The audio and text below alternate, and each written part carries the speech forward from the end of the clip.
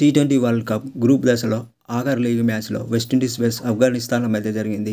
ఈ మ్యాచ్లో వెస్టిండీస్ జట్టు ఆఫ్ఘనిస్తాన్పై 104 పరుగుల తేడాతో విజయం సాధించింది. ముందుగా బ్యాటింగ్ చేసిన వెస్టిండీస్ జట్టు నిర్ణీత 20 ఓవర్లలో 5 వికెట్ల నష్టానికి 218 పరుగులు చేసింది. వెస్టిండీస్ బ్యాటర్లలో బ్రెండన్ కింగ్ 7 పరుగులు చేయగా, జే చార్లీ 27 బంతుల్లో 43 పరుగులు చేయగా, నికోలస్ పురాన్ 53 బంతుల్లో 8 సిక్స్లు 6 ఫోర్లతో 98 పరుగులు చేసి రన్అట్ అయ్యాడు. సాయి హోప్ 17 బంతుల్లో 25 పరుగులు చేయగా, రమేన్ పవల్ 15 బంతుల్లో 26 పరుగులు చేశాడు. అలాగే ఆఫ్ఘనిస్తాన్ బౌలర్లలో గుల్బుద్దీన్ 2 వికెట్లు తీయగా, నబీనుల్లా, అజ్మతుల్లా ఓజాయ్ తలో వికెట్ తీశారు. తదనంతరం బ్యాటింగ్ చేసిన ఆఫ్ఘనిస్తాన్ జట్టు 16.2 ఓవర్లలో 114 పరుగులు మాత్రమే చేసింది.